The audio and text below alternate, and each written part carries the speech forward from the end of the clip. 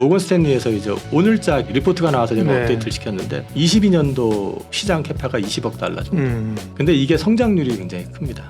그래서 지금 현재 27년도에는 190억 달러, 24조, 25조 이렇게까지 이제 성장을 할 거라고 보는 거거든요. 네.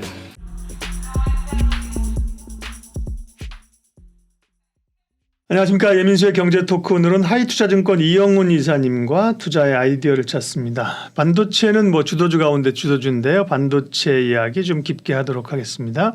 반도체 가운데는 반도체는 이슈가 여러 가지 좀 있는데 실적도 있고 있는데 가장 어쨌든 당면한 지금 이슈는 그 AI 그리고 이제 HBM 이런 쪽입니다. 그 주가도 한 차례 반영하면서 첨예 종목들이 확산하면서 사실 한 차례 오른 느낌이 있습니다. 그러나 이제 이쪽을 끝났다고 볼 수는 없는 거기 때문에요.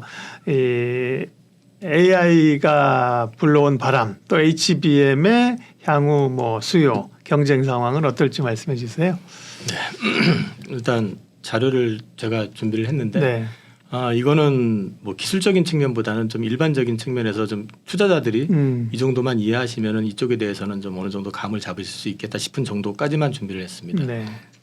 그 HBM은 다 아시다시피 고대역폭 메모리라고 하는 건데 네.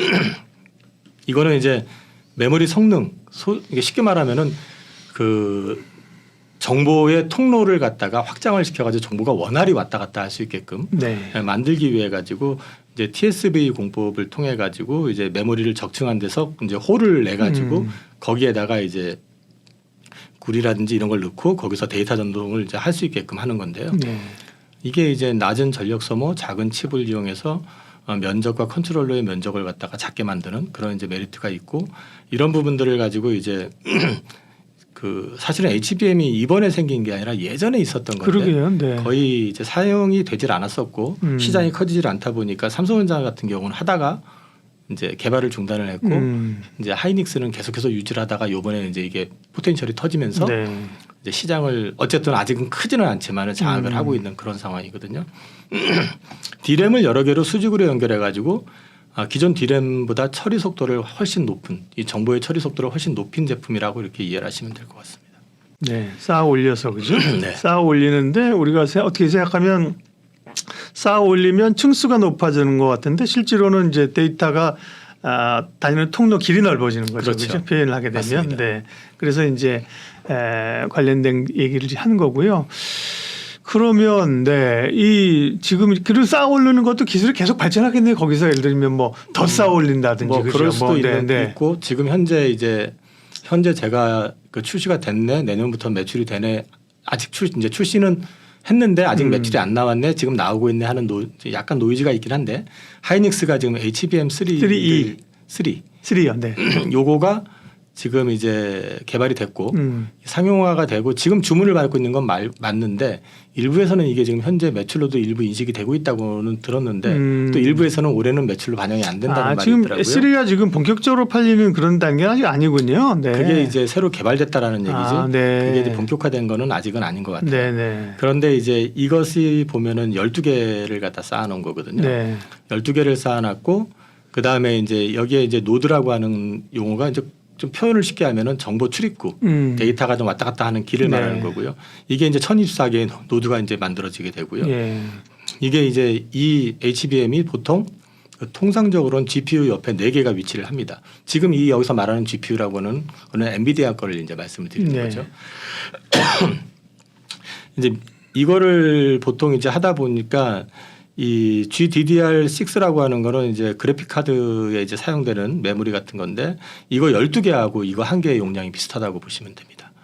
근데 이제 이 시장이 지금 막 핫하게 부각이 되고 있긴 하지만 실제 마켓 사이즈는 그렇게 크질 않습니다. 아직은요. 네. 지금 모건 스탠리에서 이제 오늘자 기사가 나와서 제가 리포트가 나와서 제가 네. 업데이트를 시켰는데 22년도 그 시장 캐파가 20억 달러 정도. 그럼 우리 지금 1,300원 잡으면은 20억 달러면 2조 한 6천억 정도 되는 거죠. 근데 이게 성장률이 굉장히 큽니다.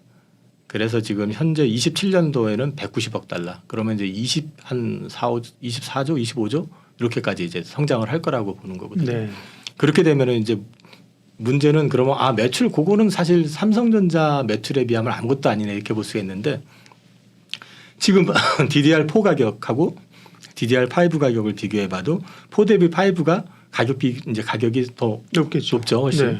근데 이 DDR5 가격의 5배에서 7배 정도 가격이 됩니다. HBM이. 네, 그러니까 네. 이제 마진율 자체가 엄청나게 좋은 거죠. 네. 그렇기 때문에 매출은 10%라고 해도 네. 실제 이제 마진에서 차지하는 거는 나중에 갔을 때 네. 이게 한 30%까지 올라올 수도 그렇죠. 있다. 그러면 이걸 또 어떻게 봐야 되냐면은 이 제품의 특징은 뭐냐면 그 일반 그 D램이나 낸드처럼 찍어서 만들어내는 일종의 그 커머디티 같은 상품이 아니에요. 이거는 주문형입니다. 그렇기 때문에 막 찍어내 가지고 뭐 수요가 많을 때는 정신없이 나가고 수요가 네. 없을 때는 안 나가고 해가지고 재고 쌓이고 이런 게 아니라 다 오다를 받아서 하는 거다 보니까 예, 수주를 받아서 하는 네, 거네요. 이게 그죠? 마진이 예. 급격하게 줄 이유도 없고요. 그러네요. 네. 그 다음에 이익률이 유지가 된다는 얘기는 우리 삼성전자가 과거에 60조 원 냈을 때 TSMC가 삼성전자 시가총액의 2배가 넘었었잖아요. 그때 당시에 TSMC 영업이익이 삼성전자 절반이었습니다. 근데 그게 가능했었던 이유가 거기도 이게 찍어내는 커머디티 같은 그냥 상품처럼 돼 있는 게 아니라 주문받는 파운드리니까. 네. 네. 그래서 밸류를 높게 받았었거든요. 그러네요. 이거는 그래서 궁극적으로 이 시장이 커지게 되고 이게 이익 비중이 높아지기 시작하면은 이거는 밸류에이션 할 증료인이 됩니다. 그래서 이것도 또 하나의 주가 상승의 트리거가 될 수 있는 거는 시장 사이즈뿐만 아니라 이 구조, 비즈니스의 구조 자체가 그러니까 중요하신 네. 말씀이네요. 네. 그런 것들을 이제 염두에 두시고 보셔야 된다라는 걸 좀 말씀을 드리고 싶고요. 네. 정보 소통의 길이라고 그랬었잖아요. 그걸 네. 이제 키워놓는 거라고 했는데 이쪽에서 이제 흔히 말하는 걸 이런 걸 갖다 이제 버스라는 표현으로 많이 쓰는데요. 버스가 뭔가요? 예. 버스가 이제 말씀드린 것처럼 네. 그 정보 소통 그 도로 같은 거. 예, 그거를 이제 버스라고 표현을 하더라고요. 저도 문송이라 해가지고 뭐 구체적으로 막 디테일하게 들어가지는 못하는데 네. 이 메모리 버스라고 하는 건 정보 소통의 어떤 통로라고 보시면 되고요. 네. 이게 이제 길을 갖다가 굉장히 키워놨기 때문에 많은 정보가 한꺼번에 왔다 갔다 할 수 있다라는 거. 그래서 정보의 어떤 적체 현상 이런 것들이 없이 원활하게 이제 진행이 되면서 이제 AI의 어떤 기능을 갖다 활성화시켜주는 그런 역할을 한다라고 보시면 되고요. 여기 나와 있는 것들은 쭉 읽어보시면 되는데 마지막에 이제 보시면 HBM 버스 5번 보면 HBM의 네. 버스는 DDR4, GDDR5보다 매우 넓은 편이다라고 되어 있고요. 그다음에 HBM3의 스택은 뭐 총 16개의 채널과 1024빛 매 너비에 대해서 각 다이당 뭐 이렇게 쭉 나와 있는데 이 부분에 대해서는 뭐 굳이 이해를 하시려고 할 필요는 없을 것 같고 이 7번에 나와 있는 거 보시면 이 GPU는 2048바이트 너비의 메모리 버스를 갖는다고 돼 있잖아요. 7번에 보시면 네네. 16 HI 하이빔 그 스택을 갖춘 GPU는 2048바이트 너비의 메모리 버스를 갖는다. 그다음에 GDDR6 메모리 이거 같은 경우는 아까 말씀드렸지만 그래픽 카드에 들어가는 거라고 말씀을 드렸고요. 이 메모리의 버스 너비는 384비트인데 이게 이제 바이트고 비트로 돼 있잖아요. 네네. 이거를 이제 단위를 보면 보통 8비트가 1바이트라고 보시면 됩니다. 그러면은 이제 이 폭 자체 너비의 폭 자체가 메모리 버스의 어떤 볼륨 크기 자체가 지금 GDDR6 메모리 쪽과 비교해 보면 비교가 안 되잖아요. 384고 저건 2048 곱하기 8을 하면은 범위가 다르잖아요. 네. 그러니까 그만큼 더 정보를 원활하게 소통할 수 있는 그런 이제 용량을 가지고 길을 가지고 있다라고 보시면 되고요. 이건 참고 자료로 이제 각 그 종류별로 여기 이제 까만 선에 보면은 언급을 해놓고 비교를 해놨는데 조금 더 보실 분들은 보시면 될 것 같고 이 부분은 그냥 넘어가겠습니다. 네. 현재 아시다시피 엔비디아 칩에는 하이닉스 제품이 탑재가 되고 있고요. 하이닉스는 지금 이제 최근 4세대 제품 이거를 이제 업그레이드를 시켰고 여기에 이제 제가 찾아본 자료에는 아까 말씀드렸던 HBM3가 40% 정도 제품 비중이 현재 30% 정도를 차지하고 있다고 하는데 일부에서는 이게 지금 아직은 안 나가고 있다는 말도 있더라고요. 뭐 그건 어찌 됐든 간에 앞으로를 봤을 때는 이쪽이 이제 큰 어떤 시장의 한 부분인 건 틀림없다.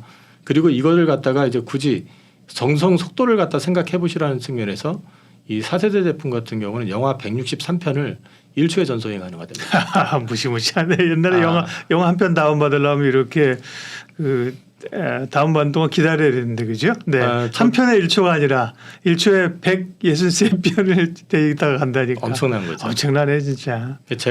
저도 이제 영화 좀 다운받아 가지고 볼 때가 있는데 이거 다운 받으려고 그러면 요즘은 그래도 좀 빨라지기는 했는데 그렇죠. 네. 옛날 같은 경우는 이거 한 세월 걸렸었던 거잖아요. 맞아요. 사실. 네. 근데 이제 요 정도 속도를 가지고 있다. 네. 네, 그렇게 보시면 되고 삼성 같은 경우는 한편 영화 다운 받을 때 160편을 받는 사람이 어디 있겠어요. 보통 사람 같은 경우 뭐 2개, 3개, 그죠? 네네네. 이 163편이 1초니까 뭐 그냥 다운 버튼 누르는 순간에 바로 받아지는 거죠, 그죠? 그게 이제 그러기 때문에 이게 이제 그 AI 칩에 들어가는 맞아요. 거죠. 이게 데이터가 계속 순간적으로 네네네. 왔다 갔다 해야 되는 거잖아요, 그죠? 네. 현재 이제 앞서 이제 엔비디아는 하이닉스가 하고 있다면은 네.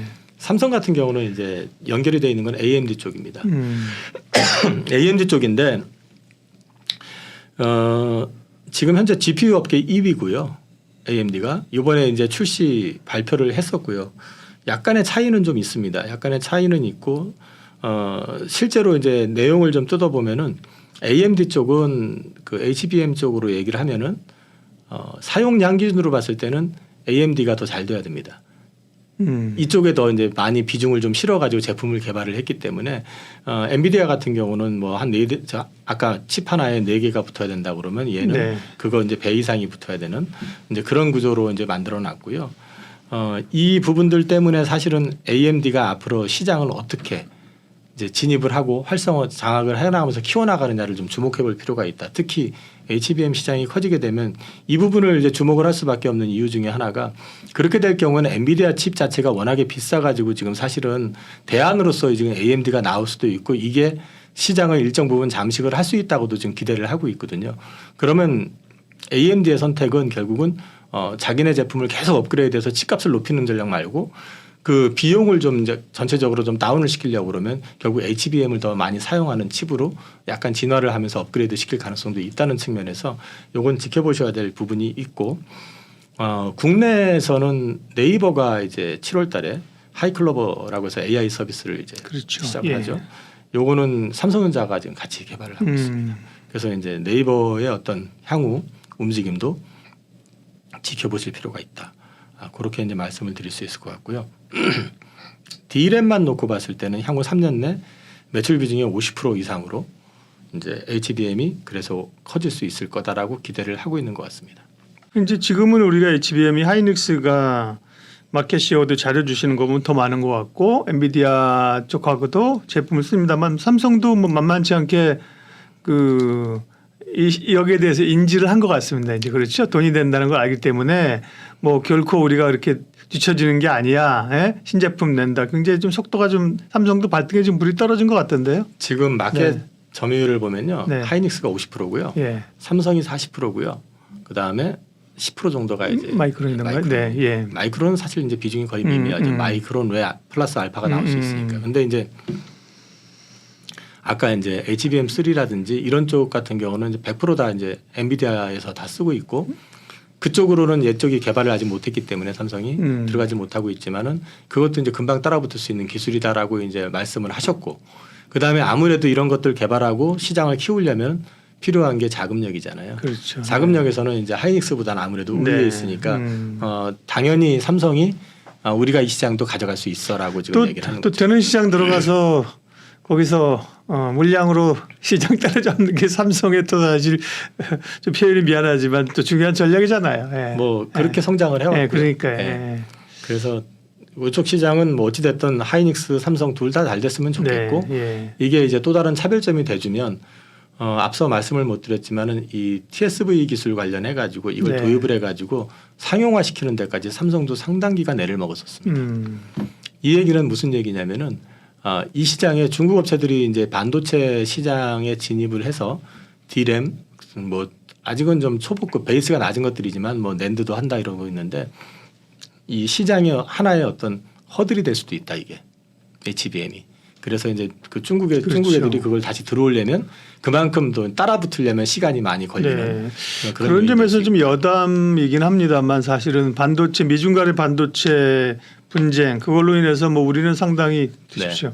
어려움도 있고 그런데 어떻게 보면 중국에 정말 그 쫓아오는 거를 전략적으로 이렇게 막아주는 그런 효과가 있는 거예요. 중국이 반도체 굴기한다고 엄청 하지 네, 않았습니까? 그래 뭐 우리 기술자들도 데려가고 그랬었는데 2차 전지야 뭐 새로 열리는 거니까 자기들도 처음부터 뛰어든 건데 반도체는 사실은 굉장히 격차가 줄어들 수 있는 그런 상황이었는데 미국이 이제 중국에 대해서 견제를 해서 장비를 못 팔게 하고 이러니까 뭐 사실 그 격차가 좀 유지되고 지금 말씀 이런 것도 격차를 유지할 수 있는 우리 기업들에게 보면 또 반도체 업체들에게 되게 또 좋은 이야기이기도 합니다. 네.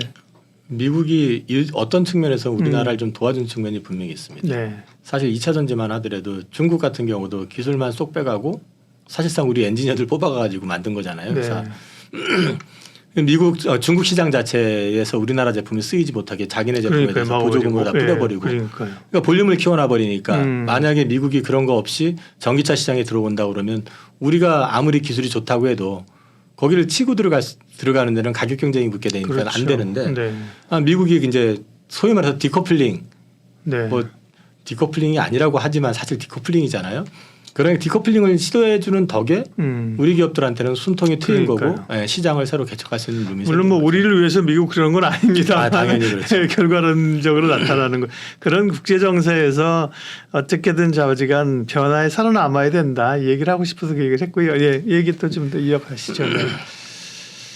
이거는 뭐 그냥 CPU와 GPU에 비교해가지고 해놨는데 네. 이거 일반적인 얘기니까 그냥 한번 쭉 보시면 될 것 같습니다. 제일 관심 있는 게 이제 관련주죠.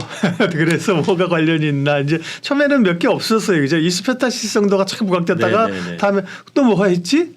TSV 있잖아. 또 뭐가 있지? 뭐 세정 있잖아. 뭐 이러면서 지금은 굉장히 좀 이제 많아졌습니다. 그죠? 네, 이제 회사들은 많은데 이제 물론 이제 이 시장이 커지면서 당연히 수혜를 받겠지만. 주가가 많이 급등한 좀 회사들 같은 경우는 이게 과연 독점인지 그 다음에 시장 마켓을 그만큼 키울 수 있는 아이템인지를 좀 나중에 따라 보셔야 될 것 같고요. 그건 스터디를 해보셔야 될 부분이고 이 가운데 이제 보시면은 그래도 주가가 크게 안 움직였는데 기술력이라든지 그 다음에 또 내용을 봤을 때 앞으로 좀 포텐셜이 있어 보이는 회사들도 있으니까 이 각각에 대해서는 이제 개별적으로 공부를 해보시는 걸로 하시고. 요 회사들에 대해서 정리를 좀 해놨는데 뭐 이스페타시스는 MLB라고 하는 그 벤더면서 글로벌에서 3개 벤더 중에 하나라고 하고요. 2차 증설 가능성 즉 이제 이건 이스페타시스 내에서 얘기인데 이제 OP 마진 상향 가능성 등을 봐야 되지만 이스페타시스는 최근에 주가가 좀 많이 올라 있고 많이 올랐죠. 예. 그래서 이거는 좀 여러 가지로 좀 스터디를 더 많이 해보셔야 될 것 같고요. 프로텍 같은 경우는 이제 국내 유일 후공정단 어드밴스 패키징의 수혜다 뭐 이렇게 되어 있는데 아셔야 되는 게 HBM 같은 경우는 전공정의 투자가 아니라 다 후공정 투자거든요. 그렇죠. 네. 그래서 그런 맥락에서 봤을 때는 제 생각인데 내년도에 반도체 사이클이 좋아진다. 그러면 다들 생각할 때 투자가 다시 활성화되고 막 일어나면서 될 거라고 생각하지만 제 개인적인 생각은 투자가 일어난다 그러면 보통 이제 전공정 얘기들을 많이 기대를 하는데 클린룸부터 만들고 그렇게 하잖아요, 그죠? 네, 근데 그쪽보다는 저는 좀 후공정 쪽을 여전히 보시는 게 맞다. 그리고 삼성전자를 제외하고 하이닉스도 자금이 좀 빠듯하지만 마이크론 역시 자금이 넉넉하지는 않거든요. 그래서 내년에 좋아진다고 했을 때 아주 급격히 좋아지는 상황이 아닌 이상에는 설비 투자를 대대적으로 하기는 쉽지 않을 거다. 그래서 이제 후공동 땅에서 더 기회를 많이 찾을 수 있지 않을까 여전히 저는 그렇게 보고 있고요. 한미반도체라는 회사도 뭐 많이 알려졌죠. 이것도 이제 패키지 절단 장비 뭐 이런 것들 이제 만들고 있기 때문에 그리고 이제 이오테크닉스라고 하는 회사 이거는 현재까지는 아주 뭐 구체화돼 가지고 막 그 어필되고 있지는 않는데. 아까 그 홀 TSV 용법에서 홀을 이제 만드는 장비를 현재 개발 중에 있고요. 그 다음에 이 회사가 이제 뭐 다이싱이니 그루빙이니 해서 이제 이 회사가 원래는 레이저 마킹 쪽이잖아요. 이제 이쪽과 관련돼 있는 부분들 사업에서도 내년 초에 오사트 쪽 그러니까 국내 오사트 회사나 하나 마이크론이라든지 이런 쪽이라든지 그 다음에 이제 뭐 우리나라 기업이니까 S전자라고 S사향으로 이제 들어갈 수 있는 것도 지금 현재 예정이 좀 돼 있는 부분들이 있고 하기 때문에 이쪽도 한번 그 이쪽과 HBM과 관련해서 한번 스터디해 보실 만할 것 같고 그다음에 이제 미래컴퍼니라는 회사 있고 STI 그다음에 이제 주가가 별로 안 움직였던 회사인데 저도 이거는 아주 깊이 공부를 안 해봤습니다. 근데 이제 KC텍이라고 하는 회사도 CMP 장비 쪽으로 해가지고 얘기가 되고 있고 네. 그다음에 제우스라는 회사도 있습니다. 그래서 이런 부분들을 한번 이거 말고도 앞으로 계속 나올 것 같아요. 보니까. 네, 그렇겠죠. 근데 이제 일단 현재 시장에서는 어느 정도 알려져 있는 쪽은 이런 쪽이고 당연히 HBM 하면은 삼성전자, 하이닉스는 뭐 대장주니까 주도주니까 그쪽에 대해서도 이제 관심을 계속해서 가지시면서 이쪽 관련돼서 스터디를 해보시면 괜찮을 것 같습니다. 네.